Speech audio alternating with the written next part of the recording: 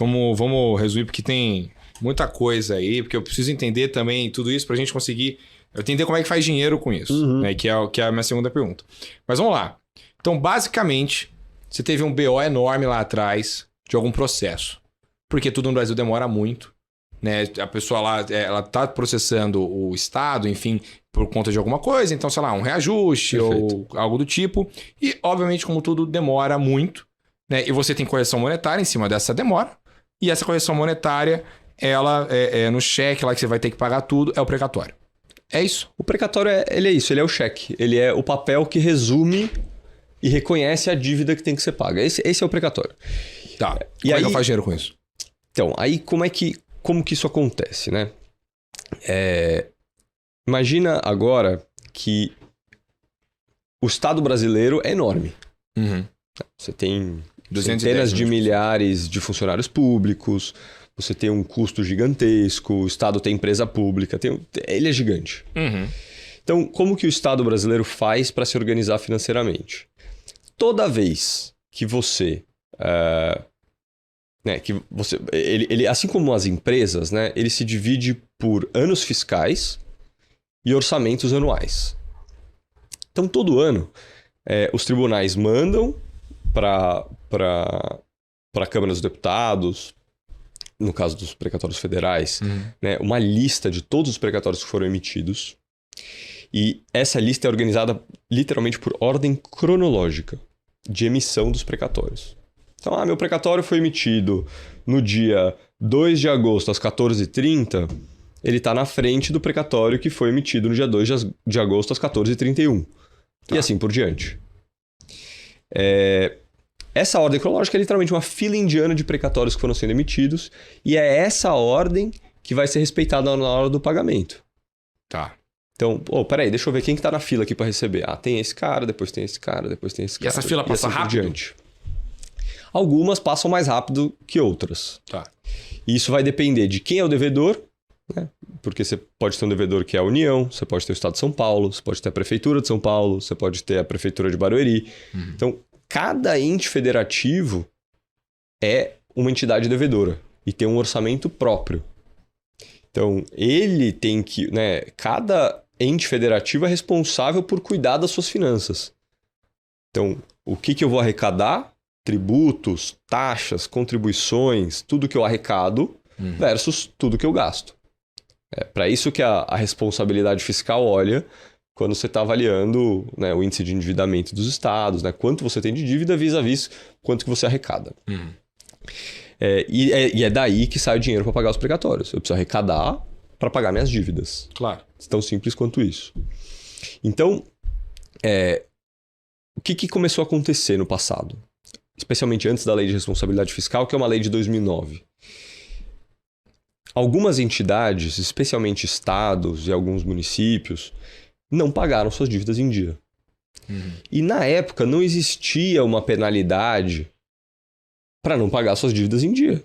Porque no fim do dia, acabava que tem os repasses da União e os estados iam barrigando isso, não tinha nenhuma grande punição, não tinha nenhum grande problema, eles continuavam recebendo dinheiro os repasses da União, tocaram o barco. Resultado,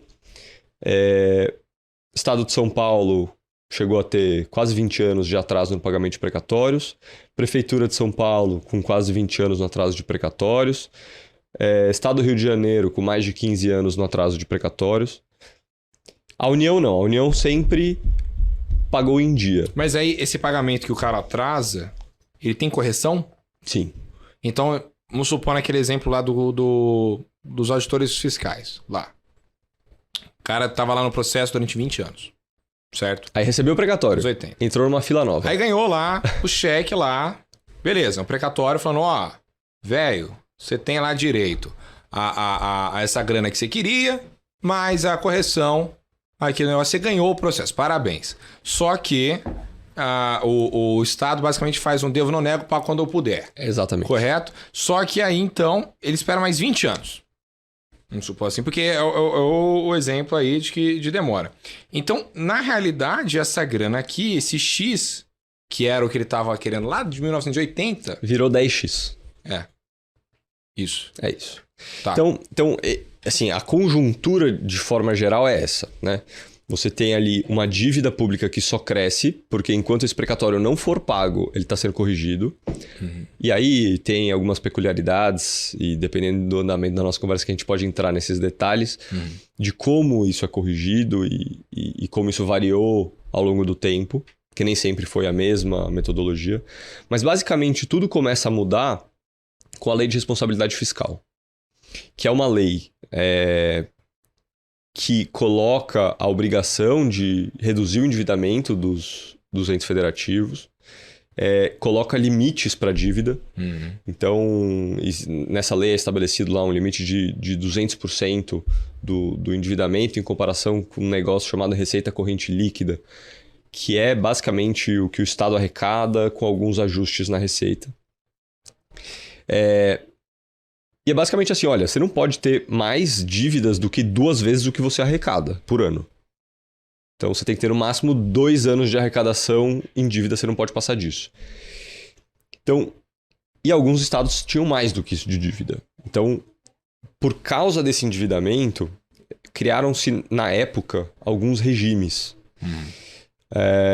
que mexem na forma como esses precatórios são pagos. Então você tem o regime geral, que é o regime comum, o regime, né, que é o que se aplica para a União, basicamente, né? Peguei aqui em 2022, pela regra atual, até o dia 2 de abril, eu vejo o que foi emitido de precatório. No dia 2 de abril, fecha a lista que eu vou pagar no ano que vem. Tá. Então, eu apuro em 2022 o que eu vou pagar em 2023. Eu apuro em 2023 o que eu vou pagar em 2024 e assim por diante. Então, apurei. Eu tenho 20 bi para pagar. Esses 20 bi eu vou pagar no ano que vem. E aí, isso já fica provisionado no orçamento, quando eles vão aprovar, né? Todo orçamento ele é aprovado por lei, que é a tal da LOA, que a gente ouve falar todos os anos, né? No fim do ano a gente tem lá a edição dessas leis que detalham para onde vai os recursos de cada ente público. Então, eu vou destinar tantos bilhões para educação, tanto para saúde. A lei de diretrizes orçamentárias, não é isso? A lei de diretrizes, ela é mais abrangente. Entendi. A lei, assim, a LOA, né? Ela é a lei orçamentária anual. Então, ela detalha o orçamento. A diretriz, ela é mais ou menos, olha, tanto... O valor. Ela é mais...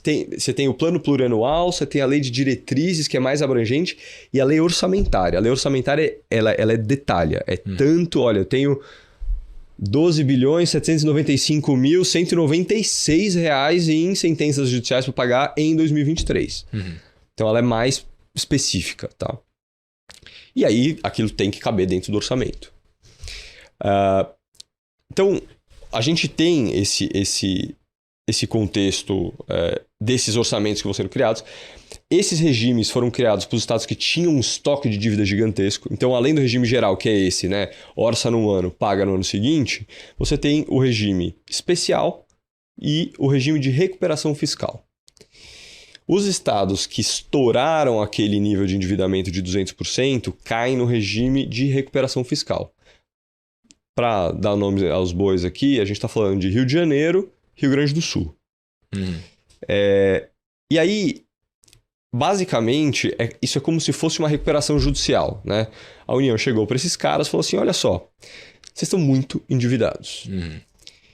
Então, ou a gente dá um jeito de arrumar a casa, ou eu vou parar de fazer os repasses para vocês até que essa dívida volte para os patamares legais.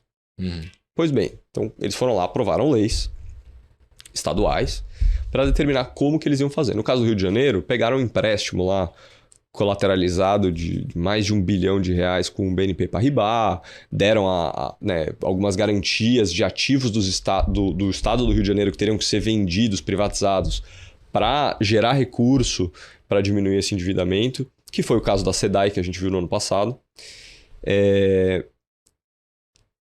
Então, isso foi basicamente, né, uma reestruturação desses estados para trazê-los de volta para níveis aceitáveis de endividamento e, a partir daí, seguirem um plano de pagamento de precatórios que fosse saudável né? Tanto para o Estado conseguir mantendo as suas atividades cotidianas, né? Ele tem as obrigações de polícia, tem saúde, tem educação, tem todas as outras coisas que são super importantes. E aí, dentro desses planos, eles estabelecem lá, olha, um percentual da sua arrecadação maior do que o usual vai ter que ser destinado para pagar essas dívidas. E aí, existe uma fiscalização de acompanhar se de fato eles estão fazendo isso. Mas, basicamente, você tem esses 3 regimes, e aí você imagina que num estado de São Paulo, por exemplo, você tem 20 anos de atraso, as pessoas... Tem gente que precisa de dinheiro, quer dizer, a pessoa já estava há 20 anos esperando, não dá para esperar mais 20. E aí, né, o mercado se organiza, né? A gente vê essas coisas acontecerem. Então, a Constituição já previa a possibilidade de o reconhecimento do precatório como um ativo, né? Você que é dono do precatório, você tem um ativo na mão. Ele vale dinheiro, ele tem correção, ele é um ativo. Certo, líquido, né? E o que o mercado enxergou de oportunidade? Ele falou, olha, tem gente aqui com ativo na mão que é ilíquido, é um ativo que a pessoa não consegue fazer nada com aquilo. Muitas vezes vale muito dinheiro, né? Você tem casos aí de desapropriações bilionárias. O Estado vai ter que pagar esse negócio. Então, no fim do dia, eu estou tomando um risco que é do Estado pagar, e esse é um risco que eu estou confortável em tomar, e eu tenho incerteza do tempo, né? E aí, então, você chega para o dono do precatório e fala assim, olha, se você não quiser esperar, não puder esperar, eu estou disposto a carregar esse ativo. Eu tenho dinheiro parado e eu gosto dessa correção. Só que, pela iliquidez que esse ativo tem, como eu não consigo antecipar se eu precisar receber esse dinheiro, eu compro o seu ativo com deságio, com desconto, em cima do que ele vale hoje. Tá, então, peraí que agora é uma parte importante.